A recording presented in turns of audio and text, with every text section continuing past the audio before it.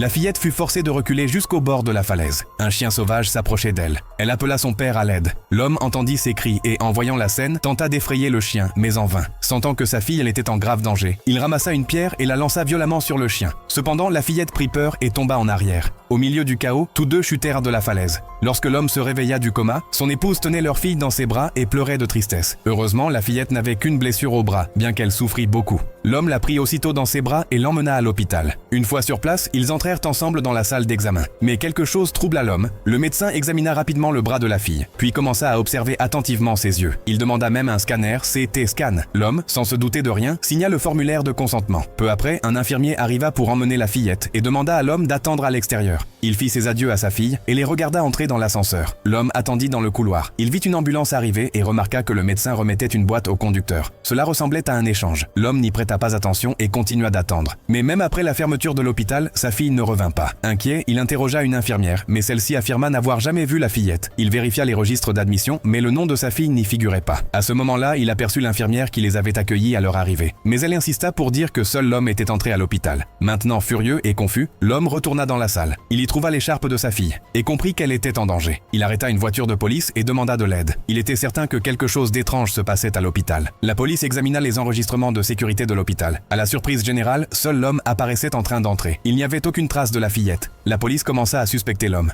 Ils se rendirent à l'endroit où la fillette était tombée et y trouvèrent son miroir. En dégageant la neige, ils découvrirent beaucoup de sang. La police réalisa alors que l'homme pouvait être impliqué dans quelque chose de terrible. Il s'avéra qu'il n'y avait jamais eu de chien sauvage. Après la chute de sa fille, l'homme avait subi une blessure à la tête et ne gardait qu'un souvenir flou des événements. Face aux accusations de son épouse, il la poussa accidentellement, provoquant une autre tragédie. Incapable d'affronter la réalité, son esprit créa des hallucinations, imaginant qu'il tentait de sauver une fille qui n'était déjà plus là.